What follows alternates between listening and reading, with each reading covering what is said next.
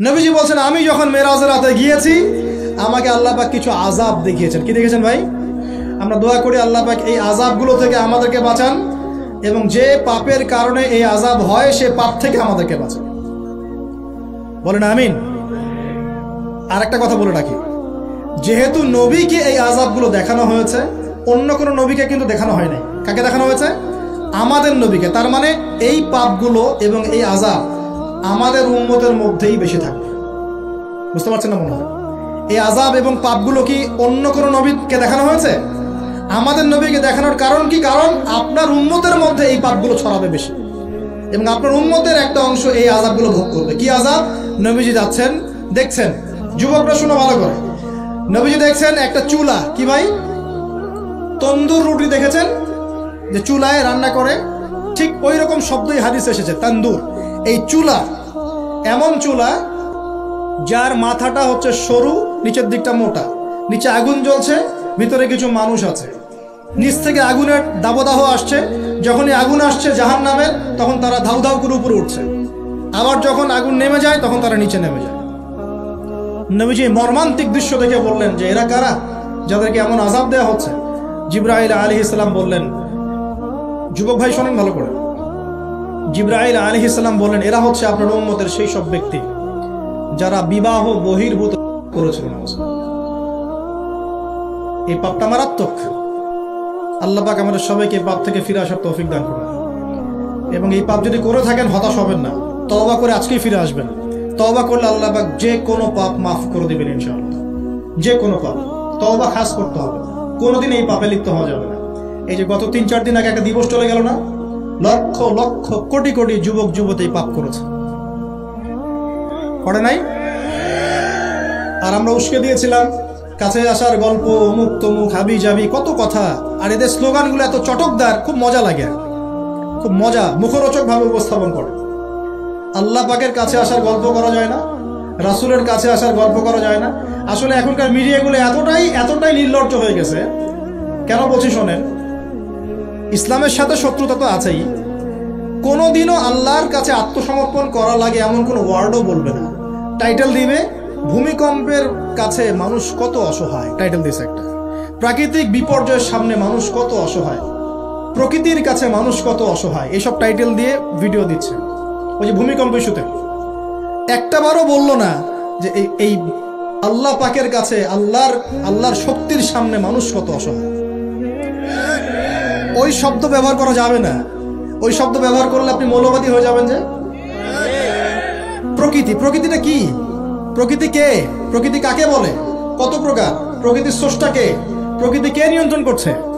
ভূমিকম্পের কোনো ক্ষমতা আছে না? ভূমিকম্প যে দেয় তার ক্ষমতা আছে। এই সাগরের কোনো ক্ষমতা আছে? সাগরে যে জলোচ্ছ্বাস দেয় তার ক্ষমতা আছে। এই মাটিটাকে স্থির কে রেখেছে? এখন আমরা তো এখনো মহাবিশ্বে ঘুরছি না? এই যে ওয়াজ করছি যখন আমরা, এখনো পৃথিবীটা ঘুরছে। আমরা কি বুঝতে পারছি কে পৃথিবীকে স্থির রাখলো? কেউ বলবে না যে আল্লাহর আযাবের সামনে মানুষ কত অসহায়। হ্যাঁ, বলবে প্রকৃতির সামনে মানুষ কত অসহায়, ভূমিকম্পের সামনে মানুষ কত অসহায়।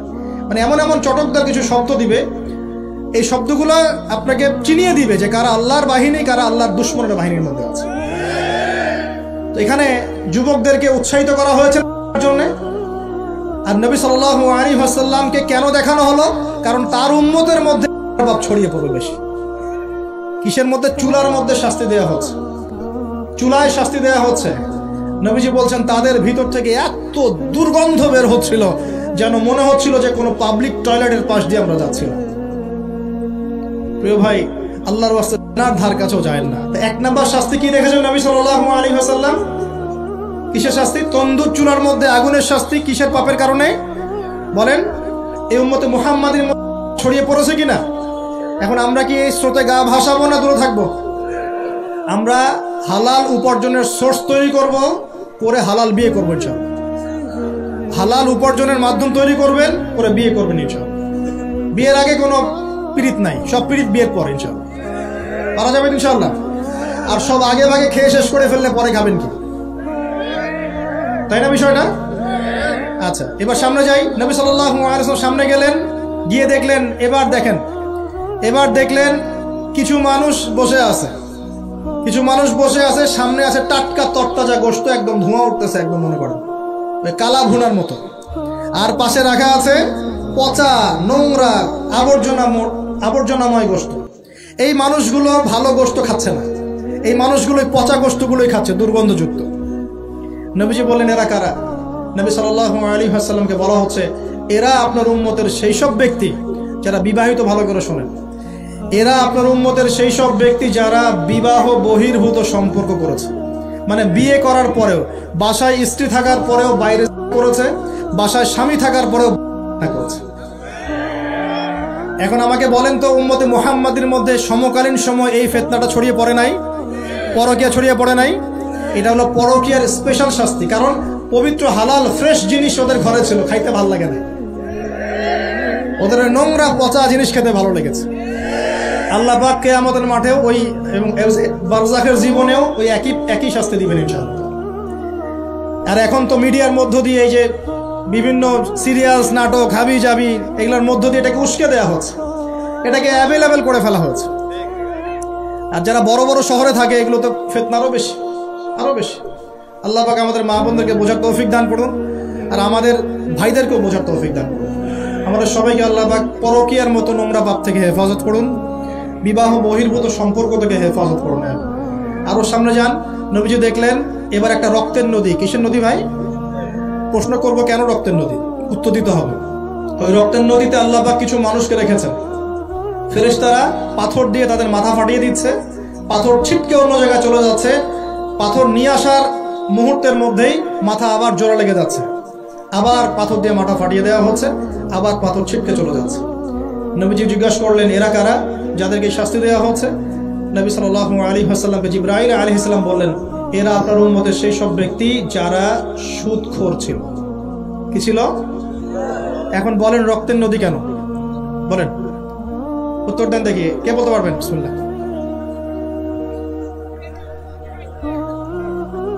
মাশাআল্লাহ, মাশাআল্লাহ, শুকরিয়া।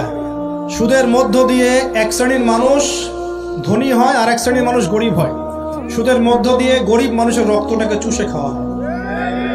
এই কারণেই কিয়ামতের মাঠে এবং বারজাখের জীবনে রক্তের নদীতে ফেলে মাথাটা ফাটিয়ে দেওয়া হবে। মাথা কেন ফাটানো হবে? এই মাথা দিয়ে শয়তানি বুদ্ধিটা বের করেছিল যে ইন্নামাল বাইউ মিসলুর রিবা, সুদ হচ্ছে ব্যবসার মতোই।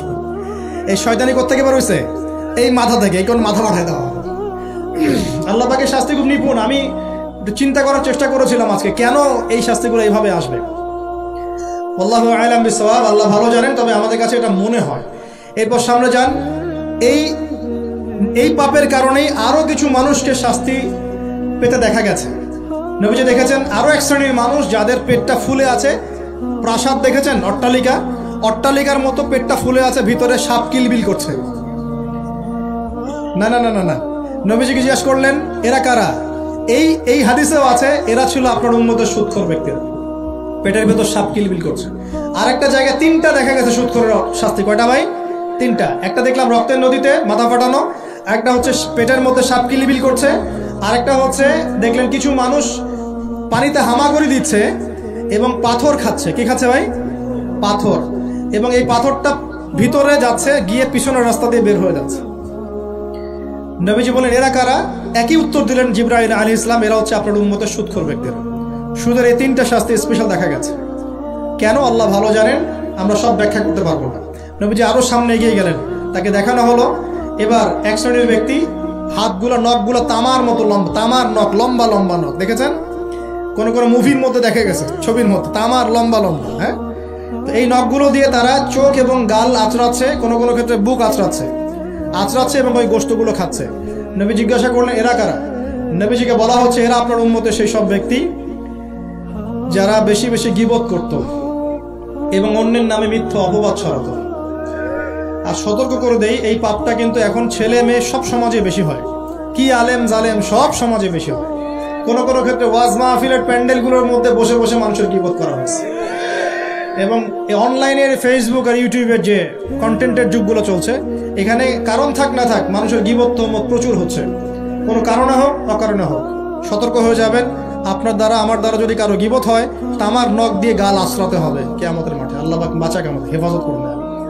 এবং এই পাপের আরেকটা শাস্তি দেখা হয়েছে, ওই যে নিজের ভাইয়ের গোশত ছিঁড়ে ছিঁড়ে খাচ্ছে। এক শ্রেণীর মানুষকে আগুন খাওয়ানো হচ্ছে এবং আগুনগুলো পিছনের রাস্তা দিয়ে বের হয়ে যাচ্ছে। জিজ্ঞাসা করা হলো তারা কারা? নবীজিকে বলা হচ্ছে এরা আপনার উম্মতের সেই সব ব্যক্তি যারা এতিমের মাল ভক্ষণ করত, এতিমের মাল অন্যায়ভাবে ভক্ষণ করে খেয়ে ফেলত। আছে কি নাই সমাজের মধ্যে? নবীজি আরো সামনে গেলেন, দেখলেন এক শ্রেণীর মানুষ কাঁধে অনেক বোঝা, বোঝাগুলো হালকা করার বদৌলতে উল্টা তারা বোঝা হালকা না করে আরো কিছু বোঝা ঘাড়ে নিচ্ছে, লাকড়ির বোঝা ঘাড়ে নিয়ে পথ চলার চেষ্টা করছে, কিন্তু পথ চলতে পারছে না। নবীজি বলেন এরা তো অদ্ভুত, এরা তো চাইলে বোঝা হালকা করে চলতে পারত, বোঝা আরো নিয়ে চলছে কেন? নবীজিকে বলা হচ্ছে এরা আপনার উম্মতের সেই সব ব্যক্তি যারা দায়িত্ব যতটুকু নিয়েছিল অতটুকু তো পালন করতে পারতই না, আরো দায়িত্ব চেয়ে নিত মানুষের কাছে। দায়িত্ব চেয়ে নেওয়ার সংস্কৃতি চলছে না এখন। যোগ্যতা থাক আর না থাক, মানুষ দায়িত্ব চাচ্ছে না।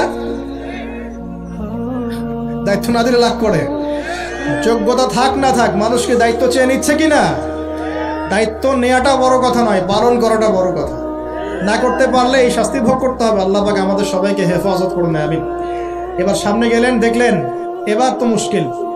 সামনে গিয়ে দেখলেন এক শ্রেণীর মানুষ, এক শ্রেণীর মানুষ, কয়েকটা মানুষ না, এক শ্রেণীর মানুষ যাদের জিহ্বাগুলোকে, ঠোঁট আর জিহ্বাগুলোকে আগুনের কেচি দিয়ে কেটে ফেলা হচ্ছে। নবীজি বললেন এরা কারা?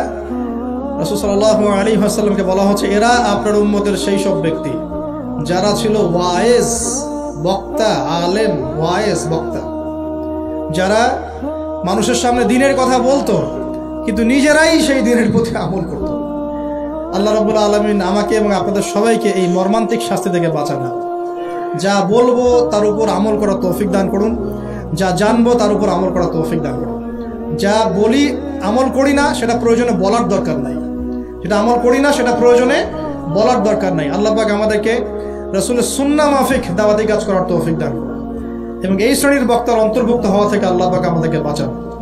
এইভাবে তিনি আরো বেশ কিছু শাস্তি দেখলেন, তারপর তাকে ফিরিয়ে আনা হলো। এই মেরাজের ঘটনা ভেবে শেষ হলো। এখন এই পুরো মেরাজের ঘটনা আমরা যা শিখলাম, রাসূলুল্লাহ সাল্লাল্লাহু আলাইহি ওয়াসাল্লামের এই মেরাজ উম্মতে মুহাম্মাদের জন্য খাস কিনা, আমাদের জন্য খাস কিনা? এরকম ঘটনা কি বিশ্বে আর কোথাও ঘটেছে? এই পুরো হিস্ট্রির মধ্যে কি এরকম ঘটনা কখনো ঘটেছে? অন্য কোন নবীর সাথে ঘটেছে? অন্য কোন উম্মতের সাক্ষী আছে? আমরা সাক্ষী আছি, আমাদের নবীর সাথে ঘটেছে। আমাদের নবীর ক্ষেত্রে জীবনে এই বিস্ময়কর ঘটনা একবার ঘটেছে। আল্লাহ পাক কি কোনো নবীকে তার কাছে নিয়ে ওহী করেছেন? আসুন এই মেরাজে যে বিষয়গুলো আমরা শিখলাম, আমরা সবাই এর উপর আমল করার চেষ্টা করি। আল্লাহ পাক তৌফিক দান করুন। প্রথম কথা, 5 ওয়াক্ত নামাজ হাদিয়া এসেছে, ছাড়বো কি ইনশাআল্লাহ? আল্লাহ পাক সবাইকে 5 ওয়াক্ত নামাজ পড়ার তৌফিক এনায়েত করুন, বলি আমিন। 2 নাম্বার, সূরা বাকারার যে শেষের আয়াতগুলো সেগুলো আমল করবো তো ইনশাআল্লাহ? আল্লাহ তৌফিক এনায়েত করুন, বলি আমিন। তৃতীয়ত হচ্ছে শিরকের পাপে লিপ্ত না হলেই জান্নাতে যাবো ইনশাআল্লাহ। শিরকের পাপে লিপ্ত হবেন কখনো? আল্লাহ পাক শিরক কি কেন বোঝার তৌফিক দান করুন, শিরক মুক্ত আমল করার তৌফিক দান করুন। যে শাস্তিগুলো দেখে এসেছেন নবী সাল্লাল্লাহু আলাইহি ওয়াসাল্লাম, আমাদের মা বোনদেরকে কি বেপরদায় রাখবো? ফ্যামিলিস্ট রেভলিউশনে ধোকায় পড়বো? আমরা কি জান্নাতে যাওয়ার জন্য একটু কষ্ট করতে পারবো না? ইনশাআল্লাহ। আর জাহান্নাম ঘেরা আছে প্রবৃত্তি দিয়ে, প্রবৃত্তির দাসত্ব করব? সুদ কি খাবো? আমরা কি এতিমের মাল ভক্ষণ করব? জেনার পাপে লিপ্ত হব? আমরা কি সুদের পাপে লিপ্ত হব? আমরা কি মৃত ভাইয়ের গোশত খাওয়ার পাপ করব? আমরা কি এমন বক্তা হব যে কথা বলে কিন্তু আমল করে না? আমরা কি দায়িত্ব পালন করতে পারি না, এমন দায়িত্ব ঘাড়ে নিব? আল্লাহ পাক আমাদেরকে সবাইকে মেরাজের রাতে নবী সাল্লাল্লাহু আলাইহি ওয়াসাল্লাম যে মর্মান্তিক আযাব গজবগুলো দেখে এসেছেন, এগুলো চেনার, বোঝার এবং এগুলো থেকে দূরে থাকার তৌফিক দান করুন, বলি আমিন। এই পাপগুলো থেকে আমাদের সবাইকে দূরে থাকার তৌফিক দান করুন, বলি আমিন। এবং নবী সাল্লাল্লাহু আলাইহি ওয়াসাল্লাম যে 3টা স্পেশাল হাদিয়া নিয়ে এসেছেন, এই 3টা দাঁতের মারি দিয়ে আঁকড়ে ধরার তৌফিক দান করুন, বলি আমিন।